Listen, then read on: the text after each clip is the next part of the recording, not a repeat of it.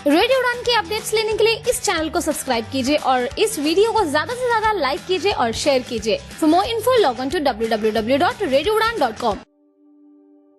क्या आपके बच्चे को बोलने में कठिनाई होती है? बोलते समय आंख से आंख मिला के बात नहीं कर पाता है या फिर अपनी उम्र के अन्य बच्चों से घुल मिल नहीं पाता है, तो ये ऑटिज्म के शुरुआती लक्षण हो सकते हैं। नई दिशा ऑटिज्म से प्रभावित बच्चों के परिवारों के लिए मुफ्त हेल्पलाइन सेवाएं प्रदान करती है। सहायता और अधिक जानकारी प्राप्त करने के लिए इस नंबर पर यानी 844-844-8996 पर कॉल या व्हाट्सएप करें। नई दिशा किसी भी परिवार को पीछे न छोड़े। अरे गणेश, तुमने यूनियन बैंक से ब्रेल डेबिट कार्ड ले लिया है ना? क्या मजाक करते हो भैया, अंधा हूं मैं, क्या डेबिट कार्ड चलाऊंगा। अरे भाई, यूनियन बैंक आप जैसे ग्राहकों के लिए लेकर आया है यूनियन स्पर्श ब्रेल डेबिट कार्ड। वो क्या है? इस कार्ड में उभरे हुए ब्रेल डॉट्स के कारण इसका परिचालन बहुत ही आसान है और कार्ड में चिप के विपरीत हिस्से में एक गोलाकार नॉच है, जिससे ग्राहकों को अपने कार्ड की सही पहचान एवं उसके सही प्रयोग में मदद मिलेगी। अच्छा, इतना ही नहीं, यह एक नेशनल कॉमन मोबिलिटी कार्ड है जिससे संपर्क रहित लेन देन भी किया जा सकता है और कम राशि के लेन देन के लिए बिना पिन के क्यू स्पार्क से टैप करो और भुगतान हो गया समझो।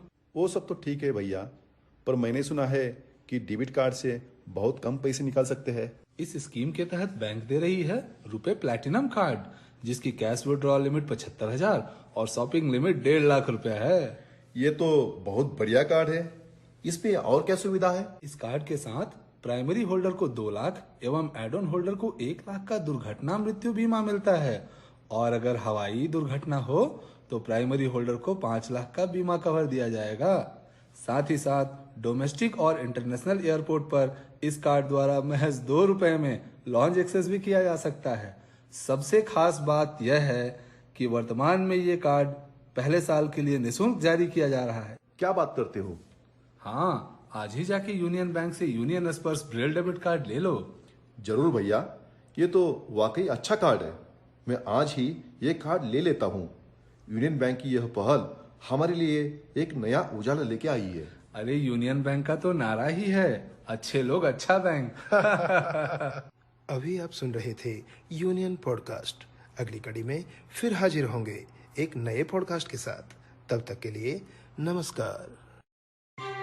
नमस्कार श्रोताओं, रेडियो उड़ान और स्पेक्ट्रम ऑटिज्म के एक और सामूहिक प्रयास empowering parents with talking fingers में मैं रंजना पंच आप सभी का स्वागत करती हूं। यह श्रृंखला अपने आप में एक अनोखा प्रयास है उन 16 लेखकों का जिन्होंने इस किताब Talking Fingers Voices of Indian Non Speaking Autistics में अपने मन की बात और विचारों को साझा किया है। यह सभी लेखक 8 से 27 वर्ष की आयु श्रेणी में आते हैं, अर्थात यह हर उम्र से जुड़े अनुभवों को एक साथ एक जगह पर हमारे लिए लेकर आए हैं। यह किताब Amazon पर अब हिंदी में भी उपलब्ध है। इस किताब के सभी लेखकों के अभिभावकों और रेडियो उड़ान के सहयोग से विश्व ऑटिज्म जागरूकता दिवस के उपलक्ष्य में हमारा यह प्रयास है कि ऑटिज्म के विषय में अधिक से अधिक जानकारी आप तक पहुंचा सके। इस विषय पर चर्चा करने के लिए आज हमारे साथ जो अभिभावक जुड़ने जा रही हैं, उनका नाम है चित्रा पॉल। साथ ही चर्चा के अंत में हमारे साथ इस किताब की हिंदी अनुवादक रश्मि मिश्रा जी भी जुड़ेंगी, इसलिए श्रोताओं से अनुरोध है कि वो हमारे साथ अंत तक जुड़े रहें। रश्मि जी के हमारे साथ जुड़ने तक हम आज की पहली मेहमान चित्रा जी से मिलते हैं। चित्रा जी 17 वर्षीय तरुण पॉल मैथ्यू, जो कि टॉकिंग फिंगर्स पुस्तक के एक सह लेखक हैं, की मां होने के साथ साथ ऑल इंक्लूसिव फाउंडेशन की सह संस्थापक और निदेशक हैं। साथ ही टॉकिंग फिंगर्स की सह संपादक भी हैं।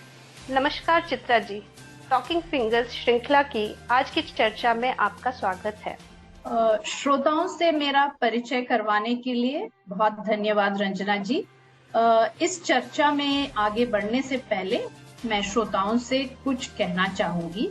क्योंकि मैं हिंदी अपने दैनिक जीवन में इस्तेमाल नहीं करती हूँ, इसलिए कुछ खामियां हो सकती हैं। इसलिए आप सभी से सहयोग की आशा रखती।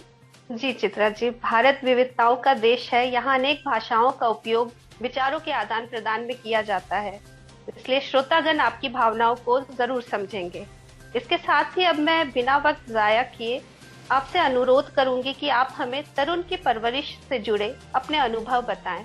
सबसे पहले तो मैं रेडियो उड़ान को धन्यवाद देना चाहूंगी हमें ये मौका देने के लिए। साथ ही स्पेक्ट्रम ऑटिज्म के टीम को, शिवाली और रंजना जी को भी मैं अपना धन्यवाद देना चाहूंगी। कहानी का मुख्य पात्र है तरुण। तरुण एक 17 वर्षीय नॉन स्पीकिंग ऑटिस्टिक लड़का है। वो अपनी बात दूसरों से टाइपिंग के जरिए करता है। अगर हम कुछ अतीत में देखें तो तरुण हमारी जिंदगी में 2005 में आया और अपने साथ बहुत सारी खुशियां लाया।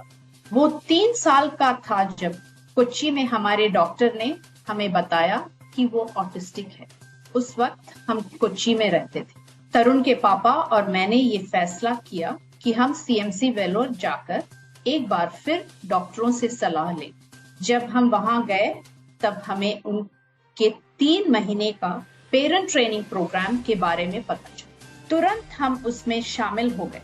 इस प्रोग्राम ने हमारी बहुत मदद की तरुण को बेहतर समझने और उसे अधिक सपोर्ट करने के लिए। डायग्नोसिस के समय तरुण के बहुत सारे इश्यूज थे, जैसे कि वो बोल नहीं पाता था, टॉयलेट ट्रेन्ड नहीं था और खाने में भी बहुत परेशानियां, जैसे बहुत कम चॉइसेस थे खाने के मामले में, चबाता नहीं था, जीभ और दांतों का सही उपयोग ना कर पाता, वगैरह वगैरह। क्योंकि वो बोल नहीं पाता था तो हमें ये भी मालूम नहीं हो पाता था कि वो कितना समझ पा रहा। और इन सब के अलावा ढेर सारे सेंसरी इश्यूज थे, जैसे कि कुछ शब्दों से बहुत अधिक तकलीफ, सीढ़ियां चढ़ने और उतरने एवं स्विंग पे चढ़ने में बहुत अधिक डर, वगैरह वगैरह। तरुण को 5 वर्ष होते होते हम बैंगलोर शिफ्ट। यहाँ पे मैं ये कहना चाहूंगी कि उस समय तक तरुण सिर्फ स्पीच थेरेपिस्ट के पास जाता था। बाकी जो भी कर रहा था वो मैं और तरुण के पापा दोनों मिलकर करते थे, हमारी वेलूर की ट्रेनिंग के अनुसार। संक्षिप्त में बोलूं तो तरुण को इंटेंसिव अर्ली इंटरवेंशन कभी नहीं मिली, लेकिन हम दोनों ने उसे सपोर्ट किया और कई नए स्किल्स सिखाए। बैंगलोर में तरुण को special education, speech therapy, occupational therapy इत्यादि के लिए 1-on-1 ले जाते। इन सब के साथ में उसे रेगुलर स्कूल में भर्ती किया गया। स्कूल में उसे बहुत सपोर्ट मिला और स्कूल ने पूरी तरह से प्रयास की कि तरुण सभी एक्टिविटीज और क्लासेस में शामिल हो पाए उसके सुविधा के अनुसार। स्कूल ने कभी भी उसे किसी तरह से कुछ भी चीज करने के लिए फोर्स नहीं किया और उसकी दिक्कतों को समझकर उसे तरह तरह के सपोर्ट्स दिए गए, जैसे कि लिखने के बजाय आईपैड या लैपटॉप पे स्कूल का काम करना, क्लास से रेगुलर ब्रेक्स देना, प्रैक्टिकल्स ना करने का विकल्प इत्यादि। अभी तरुण 10वीं कक्षा की पढ़ाई कर रहा है ऑनलाइन माध्यम से और ये निर्णय भी उसी ने लिया है, ना कि हम। एक प्रमुख बात जो मैं शेयर करना चाहूंगी इस वक्त, वो है उसके कम्युनिकेशन का विकास के बारे में। 7 या 8 साल के उम्र में जब तरुण ने पहली बार लिखना शुरू किया, तब उसने हमें एकदम अचंभित कर दिया। सभी विषयों पे उसका समझ और ज्ञान से धीरे धीरे उसे लिखने के साथ साथ टाइपिंग का भी अभ्यास कराया और अब वो सिर्फ टाइपिंग ही करता है अपनी बात लोगों तक पहुंचाने के लिए। मैं यहाँ 1 मिनट में ये शेयर करना चाहूंगी कि हमारी इस यात्रा में हमने क्या क्या चीजें अलग की। वो कुछ ऐसे हैं। हमने तरुण को सिर्फ ऑटिज्म की नजर से कभी नहीं देखा, हमेशा इस चीज पर फोकस किया कि वो सबसे पहले एक बच्चा है। दूसरी बात, हमने हमेशा उसके साथ उम्र के अनुसार व्यवहार किया और उसे हर तरह के एक्सपीरियंस अनुभव करने का मौका दिया। उसकी काबिलियत पर हमेशा विश्वास रखा और उसकी ताकतों पर फोकस किया। उन्हें और सशक्त बनाने का प्रयास किया। उन चीजों पे काम किया जिनमें उसे कठिनाई थी, ताकि वो अपनी असली पोटेंशियल तक पहुंच सके। उसके अलग नजरिए को स्वीकार किया। उसका ऑटिस्टिक होना कभी छुपाने की कोशिश नहीं की और अंत में उसके आवाज को हमेशा सुनने की कोशिश की। उसके पसंद नापसंद को हमेशा महत्व दिया। तो रंजना जी, ये थी हमारी तरुण के साथ के सफर की कहानी संक्षिप्त।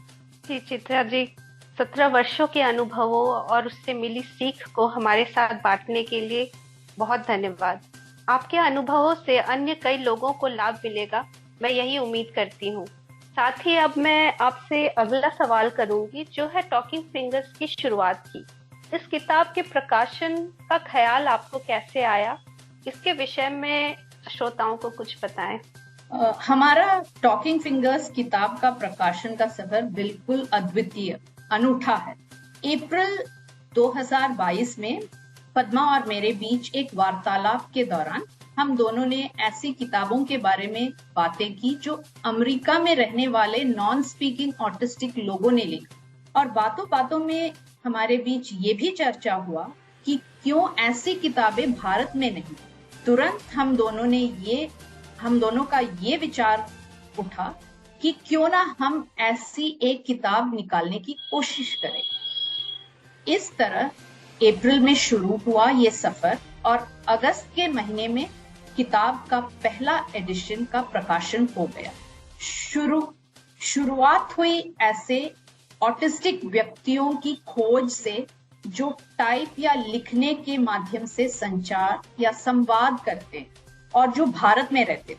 हमने कुछ लोगों से इस विषय में पूछताछ भी, जैसे अर्चिता बासु मैम और आवाज की ललिता मैम से।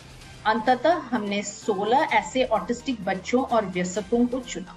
हम दोनों मिलकर 20 प्रश्नों को लिखा और इन 16 व्यक्तियों को 1 महीने का समय दिया अपने उत्तर लिखकर हमें भेजने के लिए। उनके जवाबों के उत्तर के वापस पहुंचने तक पद्मा और मैंने पब्लिशिंग के लिए प्रयास किया और आखिर में हमने सेल्फ पब्लिशिंग करने का निर्णय लिया। सभी उत्तरों के आ जाने पर फिर हम दोनों ने उसे एकत्रित किया और प्रूफ रीडिंग जैसे और कार्य किए। किताब का नाम भी चुना गया, जिसका श्रेय जाता है अनुदीप और तरुण पॉल।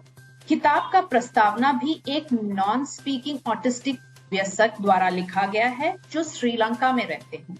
उनका नाम है चांदिमा राजपत राणा और किताब का दूसरा एडिशन दिसंबर 2022 में हमने निकाला। तरुण ने भी हमें अचंभित कर दिया जिस गंभीरता से उसने इन प्रश्नों का उत्तर दिया। तो ये था हमारा टॉकिंग फिंगर्स का सफर का विवरण। रंजना जी। जी चित्रा जी, इस किताब टॉकिंग फिंगर्स के प्रकाशन के बाद इससे जुड़े कई सहलेखक थे, उनके जीवन में क्या बदलाव आए? आप हमें उसके बारे में भी कुछ बताएं। अगस्त के महीने में जब किताब प्रकाशित हुआ तब हम दोनों एकदम से हैरान रह गए जिस तरह से लोगों ने किताब को अपनाया। हर तरफ से प्रोत्साहन और प्रशंसा के शब्द सुनने को मिले। ऑटिज्म से कोई भी कनेक्शन ना रखने वाले लोग भी इस किताब को पढ़े और बहुत अच्छा फीडबैक दिया। लोगों के मन में एक बदलाव का बीज डाला जा चुका और यही पद्मा और मेरा उद्देश्य था इस किताब को तैयार करते हुए। सही में जैसे आनंद कुंता जी ने अमेज़न पे रिव्यू में कहा है, ये किताब एक गेम चेंजर ही निकला। लोगों का नॉन स्पीकिंग ऑटिस्टिक व्यक्तियों के प्रति नजरिया ही बदल डाला। यहाँ भारत में बहुत सारे अभिभावकों ने हमें संपर्क किया ये कहने के लिए कि उनका अपना बच्चा जो है, उनके अपने बच्चे के प्रति नजरिए नजरिया ही बदल गया ये किताब पढ़ने के बाद। कुछ लोगों ने हमसे ये भी पूछा कि वो अपने बच्चों को इस तरह से संवाद करना कैसे सिखा सकते। हमारे 16 लेखकों में से सबके जीवन में इस किताब के प्रकाशन के बाद बहुत बदलाव है। किन्हीं के जीवन में ये बदलाव साफ नजर आ रहा है और बाकी के जीवन का मतलब ही बदल गया। लोगों का उनके साथ बात करने का तरीका बदल गया है। और अगर मैं तरुण के बारे में बोलूं तो तरुण को भी अब एक सह लेखक होने का आदर सम्मान दिया जाता। तो ये था संक्षिप्त में रचना जी। जी जी चित्रा जी, उम्मीद करूंगी कि यह बदलाव की लहर यूं ही चलती रहे। और अगला सवाल मैं आपसे पूछना चाहूंगी कि जैसे हर माता पिता के कुछ सपने होते हैं अपने बच्चों के लिए, तो एक माँ के तौर पर तरुण के लिए आपके क्या क्या सपने हैं? तो मैं इस प्रश्न के उत्तर देने के लिए एक घटना का विवरण करके शुरू करना चाहूँ। एक बार जब तरुण को स्कूल के लिए एक पैराग्राफ लिखना था इस टॉपिक पे कि उसका अपने जीवन के लिए क्या सपने हैं, कि वो बड़े होकर जीवन में क्या चाहता है, और उसका उत्तर हमें एकदम अचंभित कर दिया। तरुण ने बोला कि वो बड़े होकर खुश रहना चाहता। एकदम सरल सा उत्तर था ये, लेकिन हमें सोच में डाल दिया। खुशी हमेशा कई कारणों पे निर्भर होती। इनमें से 2 प्रमुख कारण हैं कि दुनिया आपको सम्मान दे, और दूसरी है और अपनी जिंदगी का निर्णय लेने का कंट्रोल आपके ही हाथों में। हमारा सपना भी यही है कि तरुण को लोग सम्मान के साथ देखें और उसकी जिंदगी की डोर उसी के हाथ में हो, ना कि किसी और के हाथ में। हम ये आशा रखते हैं कि तरुण का मुस्कान हमेशा जगमगाता और दिल को छू लेने वाला ही रहे, और ये भी कि उसकी जिंदगी में हमेशा ऐसे लोग रहे जो उससे प्यार करते हैं और उसे उसी तरह अपनाते हैं जैसे कि वो है। बस यही छोटी सी आशा है रंजना जी। जी, ईश्वर से हमारी यही प्रार्थना रहेगी कि आपके और तरुण के सारे सपने पूरे हों और वह एक खुशहाल जीवन जिए। इसी बात पर ये सवाल भी मन में आता है कि क्या कभी आपके मन में ऐसे विचार आते हैं कि वक्त अगर पीछे जाता तो आप अपने सफर में कुछ बदलना चाहती, या गुजरे वक्त में आप कुछ बदलना चाहेंगी? रंजना जी, ये बहुत ही अहम प्रश्न है जो आपने पूछा है। जब हम अतीत में मुड़ के देखते हैं तो यही सोच में आता है कि हम कुछ भी अलग करना नहीं चाहें। हाँ, तरुण के संवाद के माध्यम का विकास करने में जरूर कुछ अलग करना चाहिए। ये मंशा होती कि हम और कम उम्र में इसे आरंभ कर, सिर्फ यही अलग करना चाहिए। जी जी बिल्कुल। अगला सवाल मेरा टॉकिंग फिंगर्स किताब के विषय में है। इस किताब की अंग्रेजी प्रतियां लोगों के दिलों को छू रही हैं और इसे काफी पसंद भी किया जा रहा है।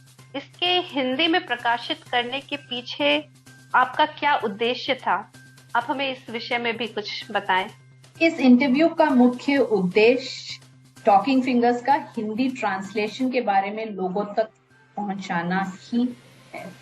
जब हम दोनों ने अंग्रेजी में किताब निकाले तब हमें ये भी महसूस हुआ कि हम भारत के कई ऐसे परिवारों तक वो संदेश नहीं पहुंचा पा रहे हैं जो हम टॉकिंग फिंगर्स के माध्यम से करना चाहते, और इसका कारण सिर्फ भाषा था। कुछ लोगों ने हमसे ये भी पूछा कि हम किताब को हिंदी में कब ट्रांसलेट करेंगे।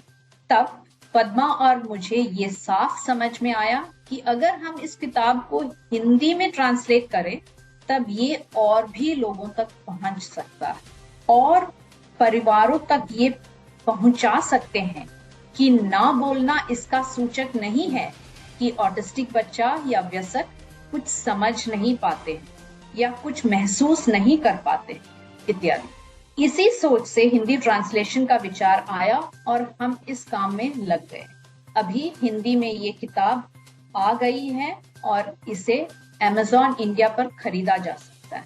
मैं यहाँ पे हमारी ट्रांसलेटर रश्मि जी जो आपसे कुछ क्षण में बात करेंगी, उनको सभी लेखकों और पद्मा की तरफ से पूरे दिल से धन्यवाद देना चाहती हूँ, क्योंकि उन्होंने बहुत ही सूक्ष्म रूप से अनुवाद किया है किताब। आप सभी से अनुरोध है कि आप इस किताब को खरीदें और पढ़ें। जी चित्रा जी, आपने बिल्कुल संक्षेप में बहुत ही अच्छे से किताब के हिंदी प्रकाशन के उद्देश्य को समझाया। और यहाँ बात रश्मि जी की हुई है, तो इसी के साथ मैं श्रोताओं को उनसे मिलवाती हूँ।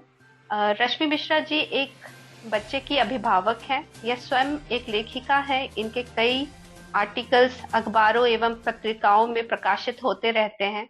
एक स्वतंत्र लेखिका के तौर पर इन्होंने कई किताबों, कहानियों। रश्मि मिश्रा जी एक बच्चे की अभिभावक हैं। यह स्वयं एक लेखिका हैं। इनके कई आर्टिकल्स अखबारों एवं पत्रिकाओं में प्रकाशित होते रहते हैं। एक स्वतंत्र लेखिका के तौर पर इन्होंने कई किताबों, कहानियों और कविताओं का अनुवाद किया है। तो आइए स्वागत करते हैं हमारी दूसरी मेहमान रश्मि जी का। नमस्कार रश्मि जी, आज की चर्चा में आपका स्वागत है। नमस्कार रंजना जी, आमंत्रण का बेहद शुक्रिया। अभिभूत हो इस प्रेम के लिए। जी रश्मि जी, आपसे भी एक सवाल है। आप स्वयं एक लेखिका हैं और कई किताबों का अनुवाद भी किया है। टॉकिंग फिंगर्स किताब के विषय में अपने विचार बताएं तथा इसके अनुवाद से जुड़े अपने अनुभव हमारे साथ साझा करें। जी, दरअसल मूल भाषा मूल है और मैं सिर्फ अनुवादक हूँ। भारत में सबसे ज्यादा बोली समझी जाने वाली भाषा हिंदी में अनुवाद करने की कोशिश भर ही करी है। खामोशियां जब शब्दों में बाहर आती हैं, तब उनकी ताकत का अंदाजा हम नहीं लगा सकते। शब्द सिर्फ आवाज के जरिए नहीं सुनाई देते, बल्कि पढ़ सुनकर भी अंतर में उतरती आवाजें कई तरंगे पैदा करती है, हमें ऊर्जा देती है। किताब के अनुवाद के दौरान इन 16 राइटर्स ने मेरे अंदर जो ऊर्जा डाली है, उसे मैं शब्द नहीं दे सकती। मुझे यकीन था कि ये नई पीढ़ी कुछ अनोखा जरूर करेगी और लोगों पर जादू करेगी। और ये जादू संभव हुआ है सिर्फ और सिर्फ 2 जादुई माओं के द्वारा। जी हाँ, पद्मा और चित्रा ने इस किताब में जान डाली है। जितनी बारीकी से इन्होंने स्पेशल किड्स, उनके पेरेंट्स और समाज के नजरिए का जो अवलोकन किया है, वह वाकई काबिले तारीफ है। भावों को शब्द देना इतना आसान भी नहीं, लेकिन यहाँ देखिए इन दोनों ने जो किताब का तरीका रखा है, वह बिल्कुल अलग और सहज तरीके से रखा है। किताब का प्रश्नोत्तर पैटर्न इसका मुख्य आकर्षण रहा है। शायद यही तरीका सटीक और सार्थक था, जिससे इन 16 बच्चों की भावनाएं सामने आई। इन बच्चों के साथ पद्मा और चित्रा का तहे दिल से आभार कि इन्होंने दुनिया को, सोसाइटी को एक नया नजरिया दिया है। हर एक पेरेंट से मेरी गुजारिश रहेगी कि कम से कम एक बार जरूर इस पुस्तक को पढ़ें। यह किताब आपकी जिंदगी बदलेगी। शायद महसूस करने में आपको देर हो, पर ऐसा होगा जरूर। ये बदलाव का एक बयार है। दरवाजे खुलने से पहले झरोखे तैयार हो चुके हैं। आप भी इस ताजी हवा को अपने अंदर आने दीजिए और तरोताजा महसूस कीजिए। इस ताजगी के लिए एक बार जरूर इस पुस्तक को पढ़ें। पढ़ने के लिए अग्रिम धन्यवाद। जी बिल्कुल।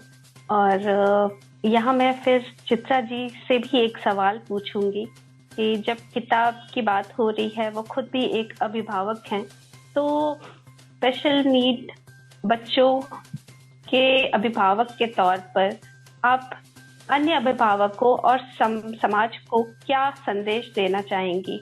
धन्यवाद रंजना जी उस प्रश्न के लिए।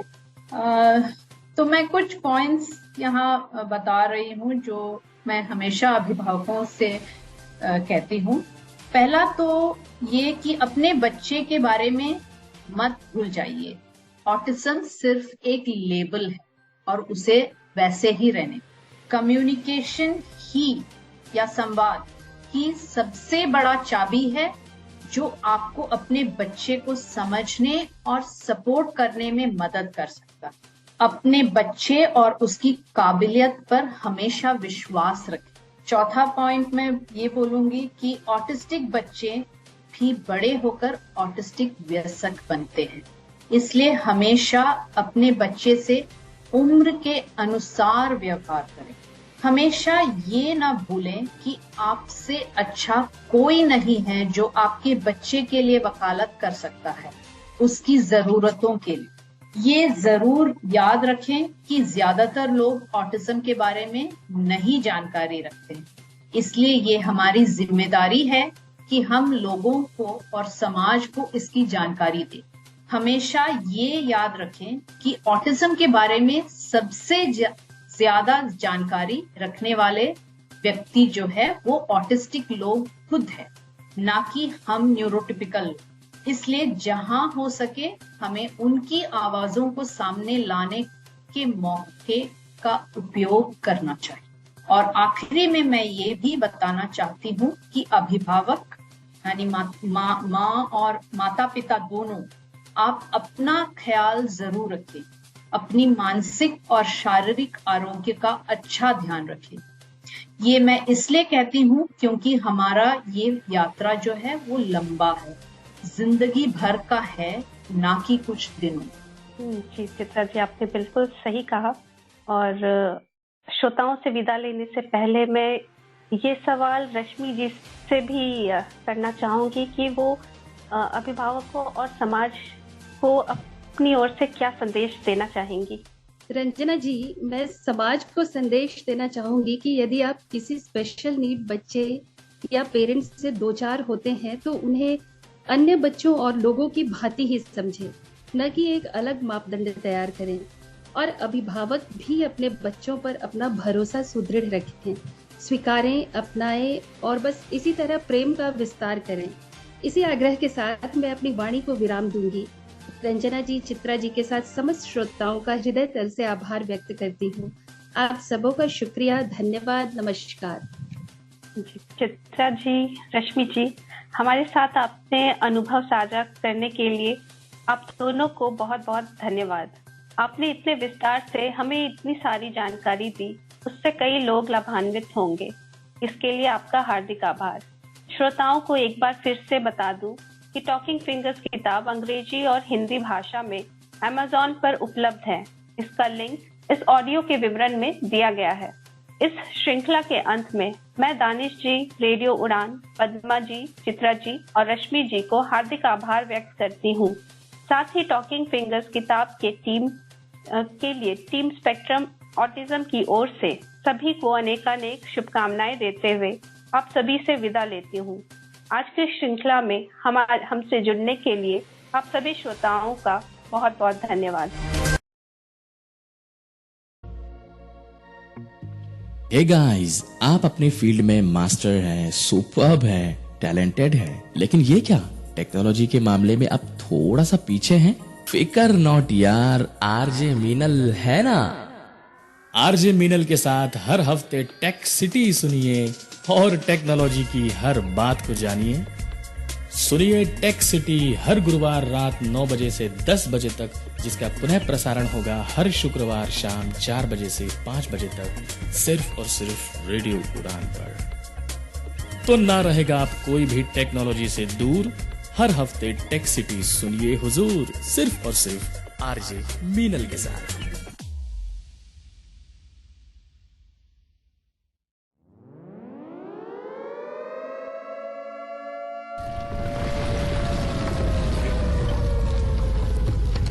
दुर्घटनाएं, डिजास्टर्स, बुधवार रात 10 बजे और गुरुवार शाम 5 बजे राजीव भांवरी की जुबानी सिर्फ और सिर्फ रेडियो उड़ान पर, जिन्हें सुन आपके पैर ठंडे हो जाएंगे, रोंगटे खड़े हो जाएंगे।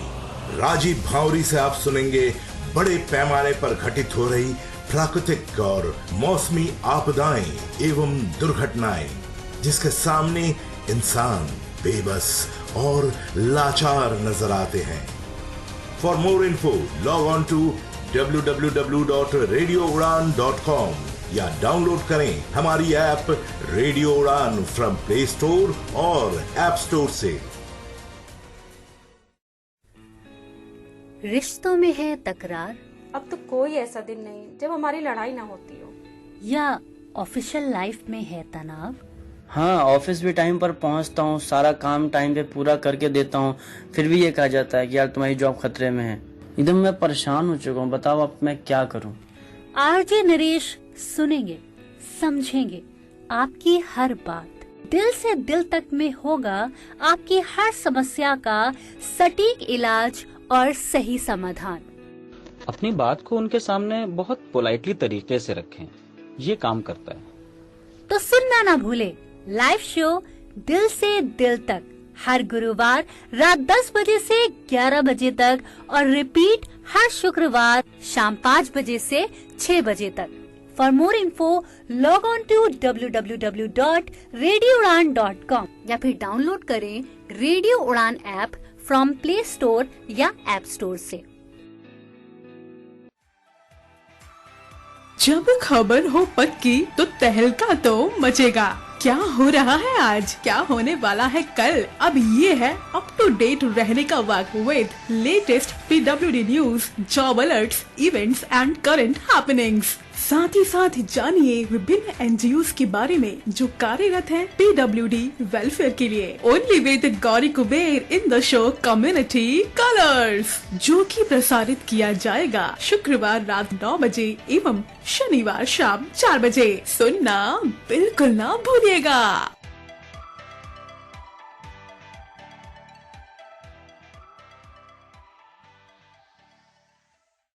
कभी अतीत का किस्सा सुनाती, कभी उलझे सवालों का जवाब ढूंढ लाती, कभी बनती खाली समय का सहारा, सुकून से भरा है इसमें जीवन सारा। इसकी कहानी कविताओं में मिलता ज्ञान का भवसागर, ये किताबों की दुनिया है जो भर दे गागर में सागर।